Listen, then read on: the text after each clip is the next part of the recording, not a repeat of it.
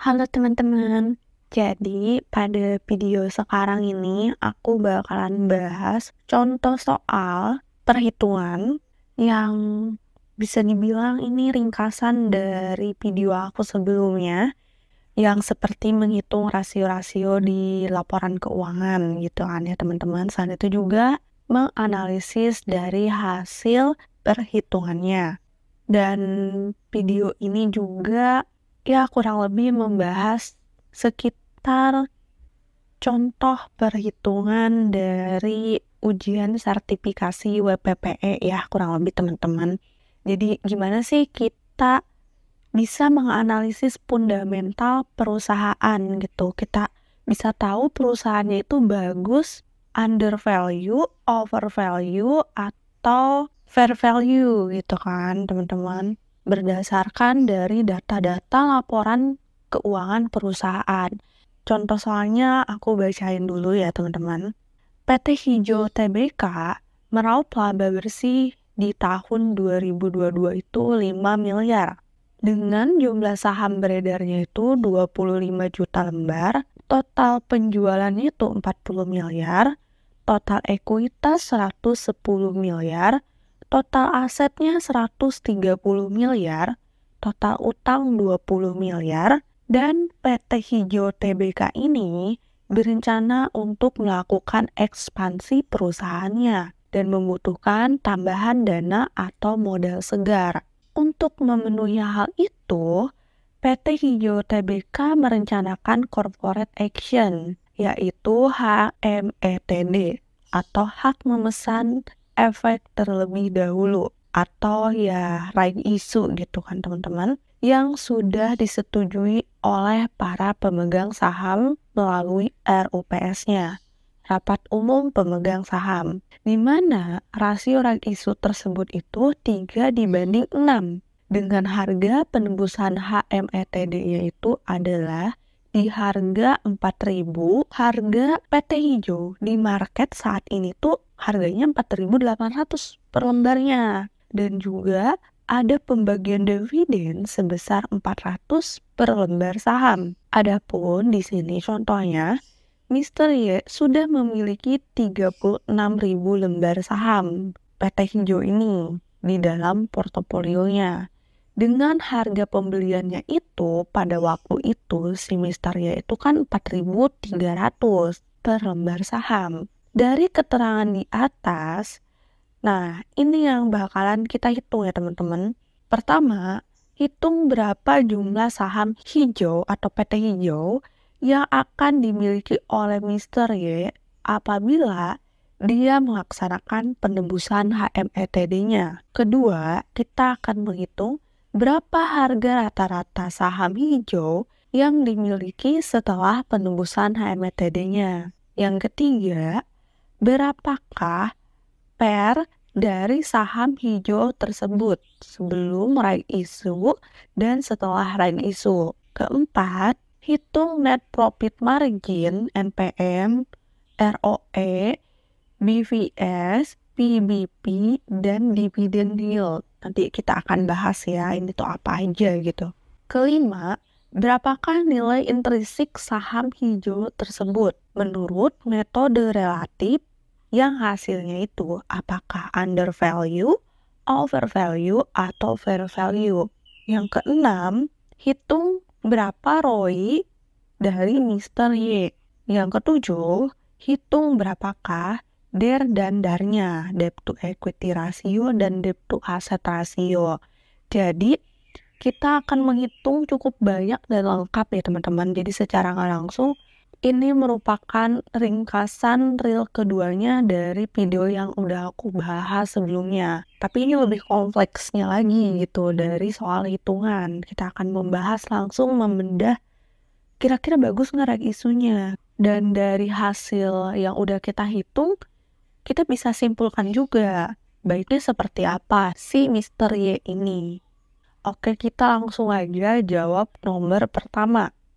Kita kan di sini tahu bahwa Mr. Y udah punya 36.000 lembar dan rasio right issue-nya 3:6. Nah, untuk menghitung berapa jumlah saham hijau yang akan dimiliki Mister Y apabila dia melaksanakan HMETD-nya, kita tinggal masukin rumus pertama, lembar saham yang dia punya di portofolio, yaitu 36.000 dibagi 3 dikali 6, karena kan rasionya 3:6. Nah, hasilnya kalian cek di kalkulator ya, yaitu 72.000. Dan karena ini ditanyanya kan, kalau misalnya ditebus, Mister Y bakalan punya berapa lembar saham gitu. Jadi, lembar saham Mister Y yang punya di portofolio ditambah sama kalau misalnya dia mau ngambil right isunya itu 72.000 dari hasil perbandingan lembar saham yang dia punya 3:6-nya. Jadi dia bisa punya 72.000 lembar saham lagi. Ditambahkan hasilnya 108.000. Si Mister Y ini nanti kalau seandainya dia nebus right isunya gitu kan teman-teman. Nah, kurang lebihnya seperti itu ya. Jadi si Mister Y bisa punya lebih banyak lembar saham di dalam portofolionya kalau misalnya ngambil right isunya. Masuk ke nomor 2. Berapa harga rata-rata saham hijau yang dimiliki setelah penembusan HMETD? Nah, kalau seandainya nih Mister Y mau nebus right-nya, awalnya kan Mister Y itu punya saham PT Hijau di portofolionya tuh kan 36.000. Dan Mister Y ini belinya dulu di 4.300 per lembarnya. Kalau misalnya dia mau ngambil right-nya yang 72.000 itu tambahannya, nah, penembusan HMETD di harga 4.000 nih teman-teman. Harga yang dia punya di 4.300. Kalau misalnya ditebus, rata-ratanya di portofolio Mister Y itu jadi berapa nih harga per lembarnya? Gitu kan teman-teman. Jadi kalau misalnya nih, ini sederhananya aja ya. Misalnya kalian punya saham A di portofolio, kalian udah beli di harga 3.000 gitu. Terus kalian mau beli lagi saham baru. Harganya itu misalnya 2.500. Kita pengen tahu rata-ratanya. Di sini pun case-nya sama seperti Mister Y.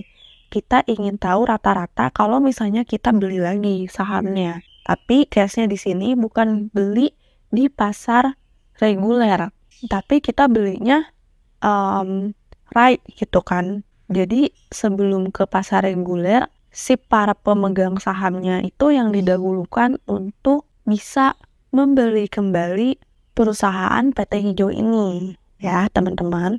Rumusnya pertama, jumlah lembar saham yang dia punya yaitu 36.000 dikalikan sama harga yang dia beli yang ada di portofolio yaitu 4.300 sama dengan hitung di kalkulator 154.800.000. Jadi modal awal yang dikeluarkan Mister Y ini tuh 154.800.000 gitu ya. Kalau misalnya dia mau nebus right-nya, dia perlu modal barunya ya sekitar dari jumlah lembar saham yang bisa dia beli kembalinya itu kan 72.000 atau lembar saham tambahan gitu kan dari HMETD dikali harga penebusannya HMETD-nya itu di harga 4.000 di soal itu gitu kan teman-teman. Jadi lebih murah dari harga yang dia beli pertama di portofolio dan lebih murah juga dari harga di market. Harga di market kan 4.800. Nah, kita hitung hasilnya 288 juta.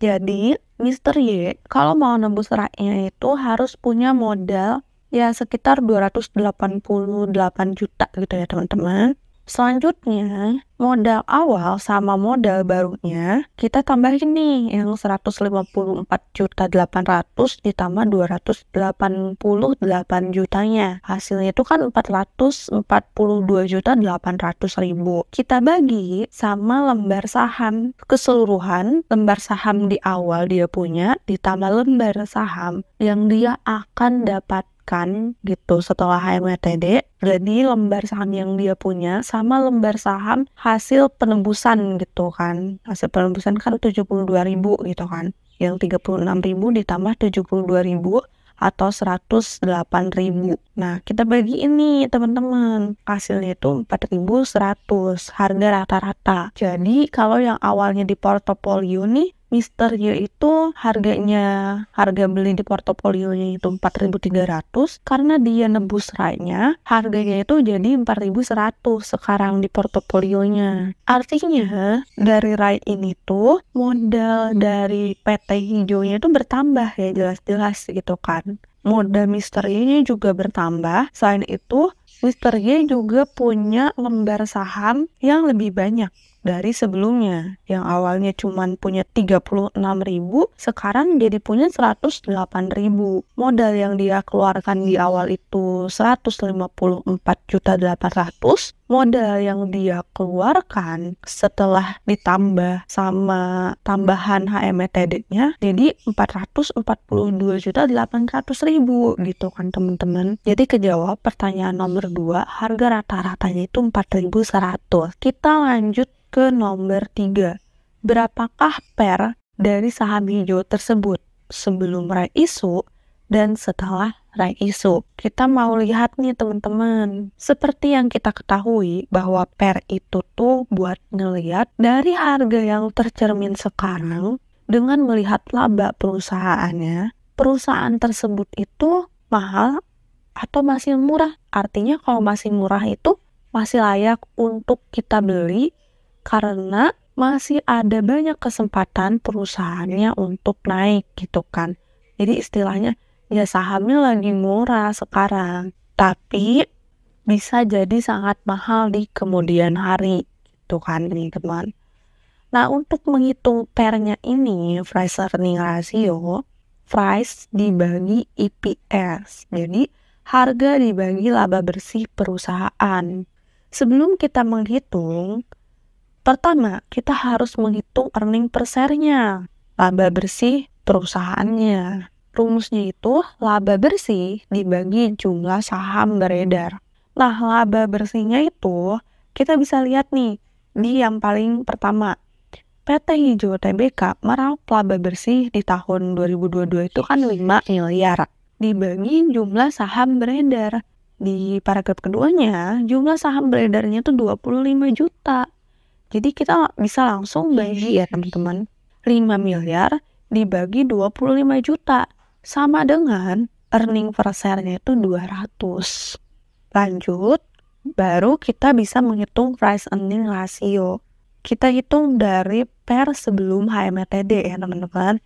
Jadi di mana harganya itu di market kan 4.800. Dibagi EPS itu 200 sama dengan 24 kali. Kita coba lanjut ke hitung setelah HMTD ya teman-teman. Dan nanti kita analisisnya belakangan. Yang tadi ya, kita harus hitung EPS-nya dulu pertama. Nah, rumusnya sama kan seperti yang tadi. Tapi kita nggak pakai jumlah saham beredar yang 25 juta. Karena jumlah saham beredarnya itu naik setelah perbandingan RAI isu 3:6. Jadi kita harus hitung dulu lembar sahamnya yang 25 juta dibagi 3 dikali 6 atau perbandingan dari 3:6. Atau 3 saham lama itu dapatnya 6 gitu kan, 6 saham baru. Hasilnya adalah 50 juta. Jadi saham di awalnya 25 juta lembar, nambah RAI isunya itu 50 juta lembar. Yuk kita totalkan, baru kita bakalan dapat jumlah saham beredar setelah HMTD. 25 juta ditambah 50 juta, sama dengan 75 juta. Baru kita bisa menghitung earning per share. Labanya kan tadi ya, labanya masih tetap sama nih 5 miliar. Tapi dengan laba yang sama, jumlah saham beredarnya jadi lebih banyak, jadi 75 juta. Hasilnya itu yang tadinya misalnya dari satunya itu dihargain 200, sekarang berkurang banget nih jadi 66,67. Jadi simpelnya gini ya teman-teman. Kalau misalnya awalnya nih, kalau kamu misalnya punya 1 lembar saham, keuntungan buat kamunya itu 200 misal. Karena dia menambah jumlah saham beredar, tapi kan laba bersihnya masih di angka yang sama, artinya uang kalian itu dibagi atau keuntungan kalian itu dibagi ke lebih banyak orang lagi, ke lembar saham yang lebih banyak. Jadi 1 lembarnya itu keuntungan buat kalian itu jadi 66,67 gitu kan teman-teman. Aku kasih contohnya lagi nih ya teman-teman. Misalnya uang 10 juta itu kalau dibagi ke 2 orang kan 5 juta. Tapi kalau misalnya dibagi ke 10 orang yang tadinya dapat 5 juta, jadinya dapatnya 1 juta. Nah, kurang lebihnya case-nya sama ya. Jadi kalau misalnya kayak gitu, kalian bisa mengambil kesimpulan nggak? Ya artinya kan yang aku harusnya dapat lebih banyak jadi lebih sedikit.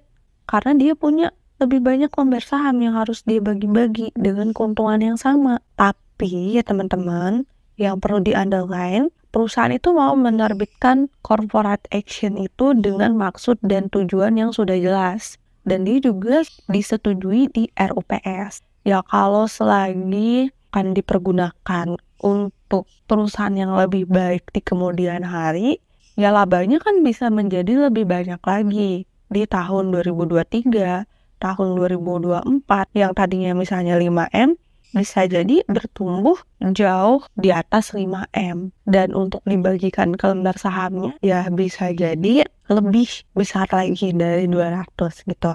Tapi case-nya kan di sini di tahun 2022 gitu. Dengan dia IPS itu artinya ya seperti itu. Nah, kita lanjutkan. Karena IPS-nya udah ketemu, kita langsung menghitung PER-nya yang setelah HMTD. Harga di marketnya itu 4.800 dibagi IPS-nya itu jadi 66,67. Sama dengan hasilnya itu 72 kali. Kan price earning ratio itu buat ngelihat murah atau enggaknya gitu kan. Semakin kecil, semakin dikategorikan bahwa perusahaan tersebut itu murah dan layak untuk kita beli. Semakin besar, artinya perusahaannya itu udah mendekatin mahal gitu ya teman-teman. Artinya kalau PER-nya di awal itu 24 kali, terus PER yang setelah HMTD-nya 72 kali, artinya naik kan si PER-nya jauh lebih besar.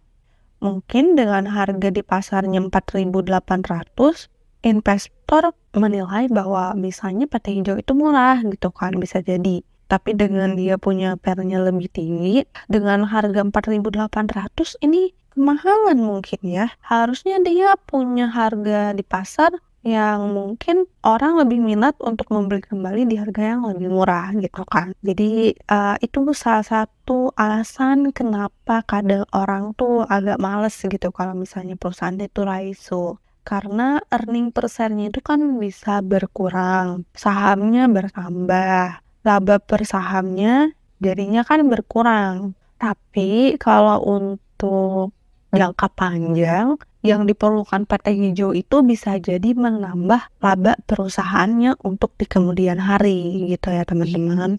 Jadi nggak hanya dilihat dari satu sudut pandang aja, tapi kita lihat dari berbagai sudut pandangnya yang lain. Nah, investor itu biasanya suka melihat PER yang kecil.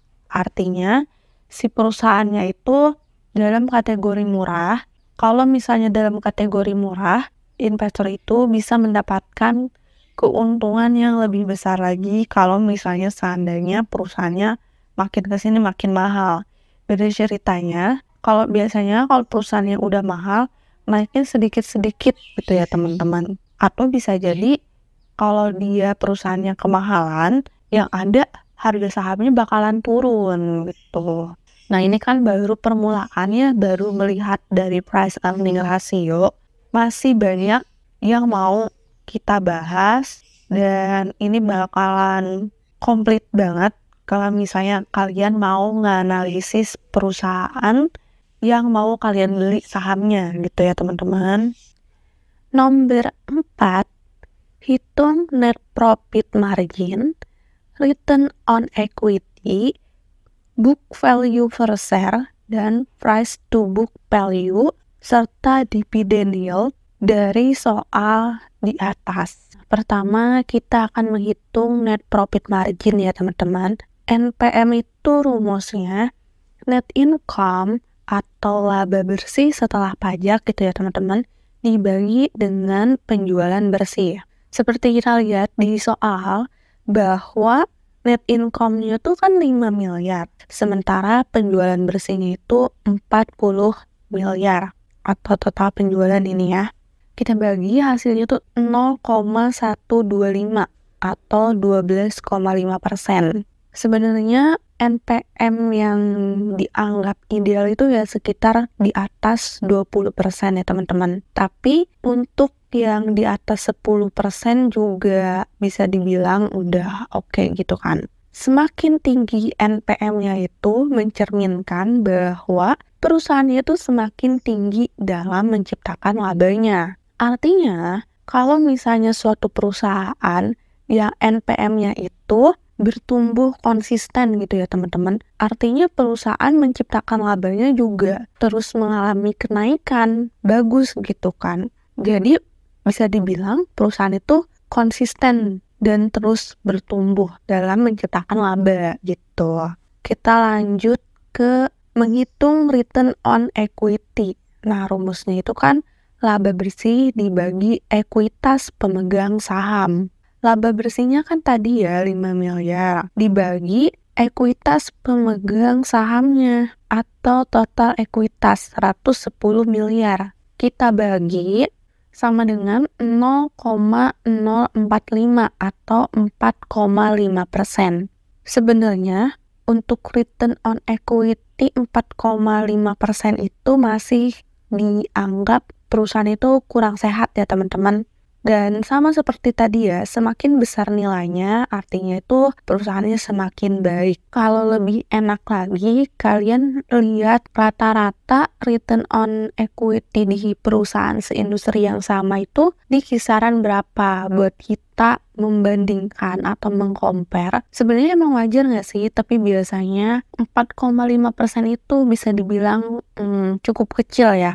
Karena return on equity itu juga mengukur keberhasilan perusahaan dalam menghasilkan laba bagi pemegang sahamnya. Jadi cuma diukurnya tuh ya sekitar 4,5% gitu ya teman-teman. Masih dibilang kecil angka persenannya. Lanjut, kita menghitung book value per share-nya. Nah, kita hitung yang sebelum PT Hijau itu akan raih isu. Book value per share itu kan membandingkan antara jumlah ekuitas dengan jumlah saham yang beredarnya. Kita bisa lihat di soal bahwa PT Hijau itu total ekuitasnya itu 110 miliar dan dia punya 25 juta lembar saham. Artinya book value per share-nya itu setelah kita bagi itu di 4.400 harga sebelum raih isu. Nah, kita bisa lihat bahwa PT Hijau di marketnya ternyata harganya itu 4.800. Kan nilai bukunya 4.400, tapi di market 4.800. Artinya kalian bisa lihat kan bahwa ternyata nih 4.800 itu kemahalan. Nilai bukunya aja cuma 4.400 gitu. Jadi untuk rekomendasinya kalian bisa jualan. Tapi kita bisa lihat dulu nih. Mister ya itu punyanya itu di 4.300 per lembar. Artinya kalau dia jualan, dia udah untung sebenarnya. Nilai buku itu lebih tepatnya kan mencerminkan ya bahwa nilai bukunya tuh jauh lebih kecil dibandingkan harga di market sekarang. 4.800. Nah, kalau misalnya nih misternya mau jualan gitu, kan harga di marketnya itu kan 4.800. Dikurangin dia punya saham, harganya itu 4.300, sama dengan 500 dibagi 4.300, sama dengan dia tuh udah untung 11,63%. Jadi takutnya karena nilai bukunya itu di 4.400, sahamnya itu bisa akan kembali gitu ke book value per share-nya, harga yang dianggap wajarnya gitu kan. Karena harganya di 4.800, bisa dianggap bahwa ternyata saham PT Hijau dihargai 4.800 itu kemahalan. Beda ceritanya nih kalau kalian nemuin saham yang ternyata book value per share-nya itu misalnya di 5.000. Tapi sahamnya yang ada di market harganya itu di bawah 5.000. Atau bahkan kalau bisa terjadi multi-bagger gitu kan teman-teman. Misalnya dia masih di bawah 1.000. Kan jauh banget ya ke 5.000. Artinya mungkin suatu saat nanti karena nilai bukunya si perusahaan tersebut itu masih dinilai sangat tinggi, tapi di market masih dihargain rendah, bisa jadi nantinya akan mengikuti book value per share-nya. Tapi kan untuk jangka waktunya kita nggak tahu gitu ya teman-teman. Ya kurang lebihnya kayak gitu. Artinya kan kita bisa invest di perusahaan-perusahaan yang punya laporan keuangan seperti itu. Nah, kalau di contoh soal ini, yang ada itu kemahalan gitu ya teman-teman. Jadi, cara menghitungnya gampang ya teman-teman. Kalian lihat aja dia ekuitasnya berapa dan jumlah lembar sahamnya berapa. Nanti ketahuan harga bukunya berapa gitu. Nah, analisis ini juga sering dipakai investor ketika menganalisis dia mau membeli suatu saham. Dia itu ingin membeli saham-saham yang book value-nya lebih tinggi dibandingkan harga yang ada di pasar saat ini. Karena dianggap murah atau dianggap ya sebenarnya perusahaannya itu kan atau nggak dianggap lagi diskon yang mungkin suatu saat akan kembali ke book value-nya, harganya. Jadi kalau misalnya harga di pasarnya masih kecil, investor bakalan mendapatkan keuntungan yang jauh lebih tinggi. Namun untuk jangka waktunya itu nggak tahu sampai kapan ya teman-teman. Tidaknya kita bisa tahu dulu nilai bukunya. Lanjut, kita akan menghitung price to book value atau PBV. Rumusnya itu harga saham dibagi book value per share-nya. Harga sahamnya itu kan yang ada di market kan 4.800. Book value per share-nya itu di harga 4.400 sama dengan 1,09. Ini tuh masih dibilang ideal ya. Walaupun sebenarnya idealnya itu di bawah 1. Lanjut, kita akan menghitung dividen yield. Rumusnya itu dividen per lembar saham dibagi harga saham per lembarnya. Nah, seperti di soal bahwa pembagian dividennya itu sebesar 400 per lembar saham. Dan harga saham per lembarnya yang ada di market itu kan 4.800. Kita bagi, ternyata dividen yield-nya itu 8,33%. Sebenarnya dividen yield yang bagus itu kalau bisa 2 kali atau 3 kali dari depositonya. Bunga deposito itu kan sekarang di sekitaran 4,5 sampai 5%. Artinya 8,33% itu sebenarnya udah dianggap bagus si perusahaan dalam dia punya dividen yield gitu. Tapi lebih ideal lagi kalau misalnya ternyata dia bisa punya sampai 15% gitu atau bahkan lebih tinggi lagi. Lanjut ke soal nomor 5. Berapa nilai intrinsik saham PT Hijau menurut metode relatif? Hasilnya, apakah PT Hijau ini sekarang undervalue, overvalue, atau fair value? Nah, metode relatif yang mencetuskannya itu Benjamin Graham ya teman-teman. Jadi perhitungannya itu nilai intrinsik earning per share dikali price earning ratio. Nah, EPS-nya kan udah kita hitung di atas. Hasilnya itu 200 dikali pernya yang sebelum dia raih isu kan kita hitungnya, karena kita pengen tahu gitu sebelum kita membeli raih isunya di 24 kali. Jadi 200 dikali 24 sama dengan 4.800. Artinya harga di market dan nilai intrinsik yang dihitung menggunakan metode relatif hasilnya sama gitu, sama-sama 4.800. Artinya perusahaannya itu dikategorikan fair value. Under value itu kalau misalnya masih di bawah nilai intrinsiknya. Over value kalau misalnya hasilnya di atas nilai intrinsiknya. Misal dia tuh belinya di 4.300, di market itu 4.800, artinya udah over value. Ya kita harus jualan. Nah, tapi yang kita hitung ternyata masih fair value gitu kan. Misalnya dia punya nilai intrinsik itu di 4.300. Sementara harga di marketnya itu kan 4.800. Artinya harga di market itu lebih tinggi dibandingkan dia punya nilai intrinsik.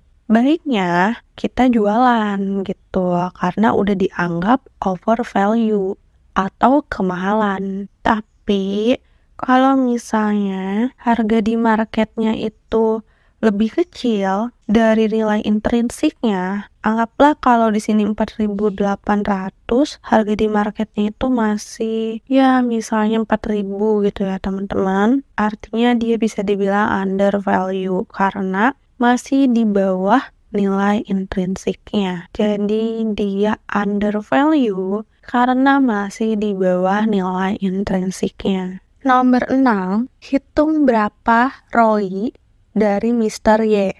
Nah, kita itu bakalan mencari return on investment Mr. Y, bukan si PT hijau gitu ya teman-teman. Pertama, karena ditanyanya itu Mr. Y-nya, si ROI Mr. Y, dia kan awalnya punya 36.000, ditambah dengan rasio ROI-nya 3:6, dia bakalan bisa memesan lagi 72.000 si PTY. Jadi 36.000 ditambah 72.000 sama dengan 108.000. Harga rata-ratanya pun seperti yang udah dihitung di atas gitu kan ya teman-teman. Dia itu punya 4.100. Kalau misalnya modal semua yang dia keluarkan dibagi jumlah lembar saham keseluruhan, seandainya dia ngambil raknya gitu kan, harganya tuh terbentuklah 4.100. Sementara harga di marketnya itu 4.800.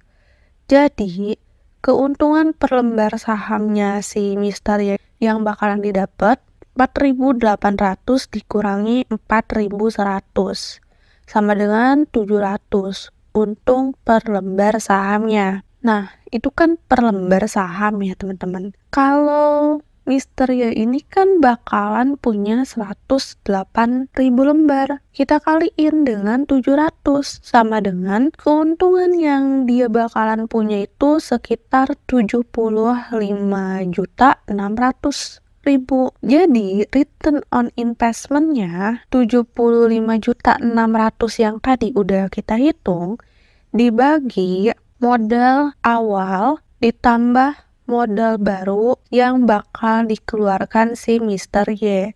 Totalnya itu kan 442.800.000. Kita kaliin 100%, hasilnya tuh 17,07%.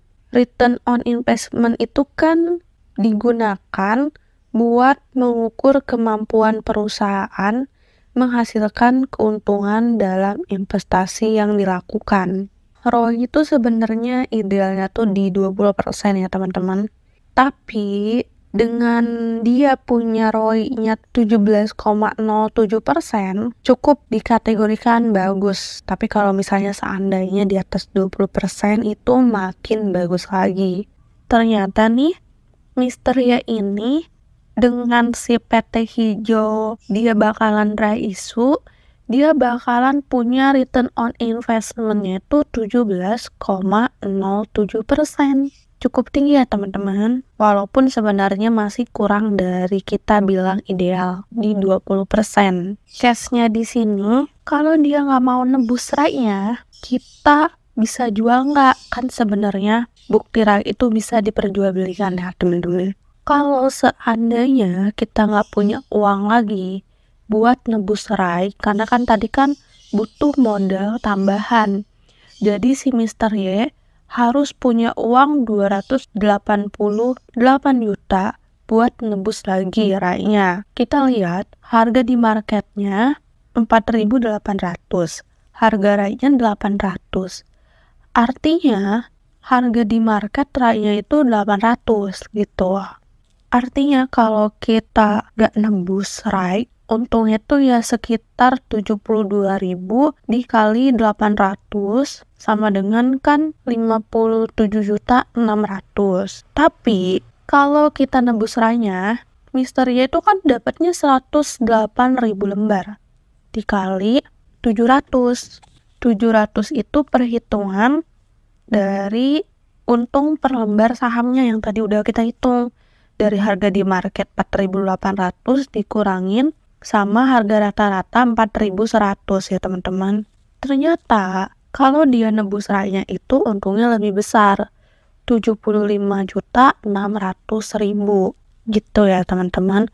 Tapi kalaupun misalnya nggak punya uang, kita juga bisa ngejual hak RAI kita karena harga RAI-nya itu lebih murah dibandingkan harga di marketnya yang 4.800.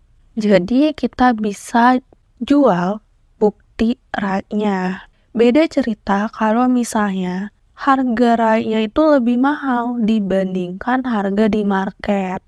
Nomor terakhir, nomor 7 ya teman-teman.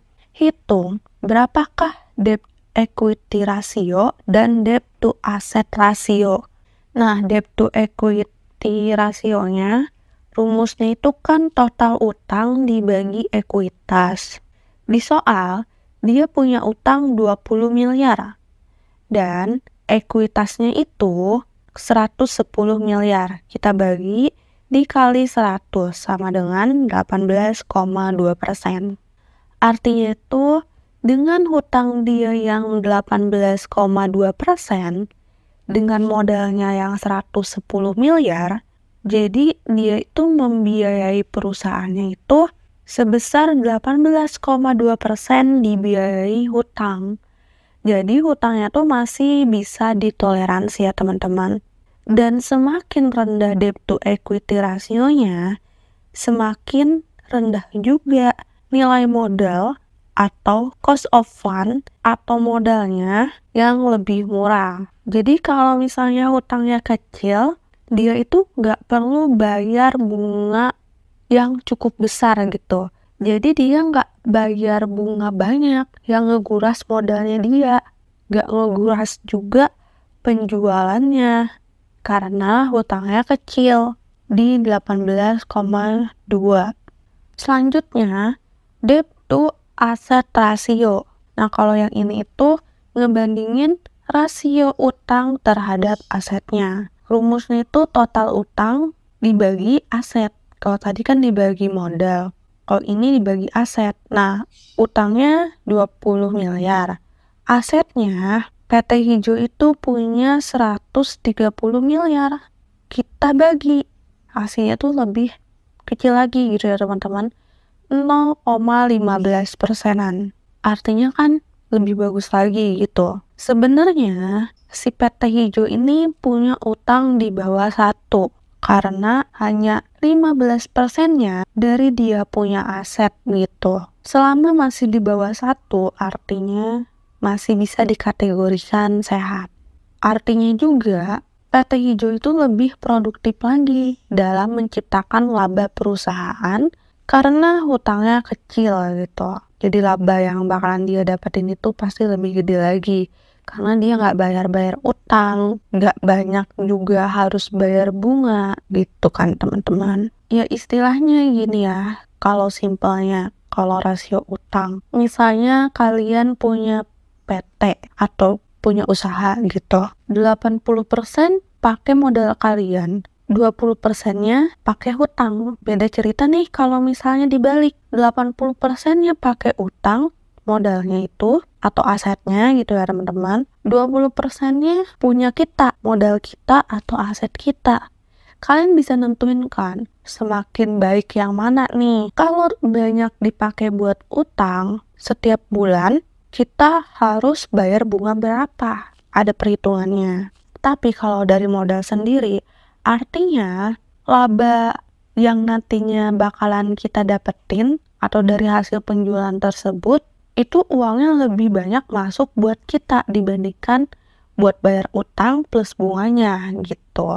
Jadi kita nggak bayar bunga. Artinya nih teman-teman, kalau sebuah perusahaan punya DER atau punya DAR yang setiap tahunnya makin berkurang nilainya itu gitu kan. Misalnya tadi DAR-nya itu kan 0,15. Misalnya tahun depan jadi 0,14, tahun depannya lagi jadi 0,13. Kita asumsinya kan ternyata si keuntungannya yang dibagiin ke investornya bakalan lebih banyak lagi gitu kan. Terus resiko dia buat gagal bayar hutang gitu kan, bayar-bayar yang lain, bisa dibilang sangat kecil karena dia punya modal yang cukup tinggi. Tapi kadang ada perusahaan yang dia tuh sebenarnya mampu gitu kan buat 100%-nya ya dari modal dia sendiri. Tapi kok kenapa dia malah memilih untuk berhutang gitu dan punya utang? Kenapa nggak dari modal sendiri aja gitu? Modal sendiri itu kan bisa didapetin dari dia nerbitin saham. Kalau utang dia minjem ke bank misalnya. Kenapa sih perusahaan itu padahal bisa nerbitin saham lebih banyak dan dia nggak perlu lagi ada utang gitu, 0% aja utangnya. Tapi kenapa perusahaan-perusahaan besar itu rata-rata mereka punya porsi utangnya sendiri dibanding mereka nerbitin modal saham baru misalnya gitu kan ya teman-teman. Karena buat mengambil sebuah keputusan, jadi tetap ada plus minusnya ya teman-teman. Misalnya kalau utang itu udah jelas dia bayar bunganya berapa. Nah, kalau pemegang saham kan nanti labanya dibagiin ke para investor. Nah, terus biasanya kadang nih kita misalnya ke diri kita sendiri gitu ya teman-teman. Kalau kita punya usaha kecil lah gitu anggaplah, dan kita punya utang, kita tuh semangat banget buat kerja gitu kan, karena ada tuntutan di mana kita harus bayar utang. Tapi kalau misalnya yang dari modal kita sendiri, kadang-kadang kita pun dalam bekerja, oh toh kita nggak ada kewajiban buat harus ngebayarin utang. Jadi kayak, ya pokoknya analisisnya nggak sesimpel itu sebenarnya. Makanya kalau kalian lihat di laporan perusahaan, hampir rata-rata ada porsi utangnya gitu kan. Mungkin sekian yang bisa aku share kurang lebihnya. Semoga videonya juga membantu. See you next time.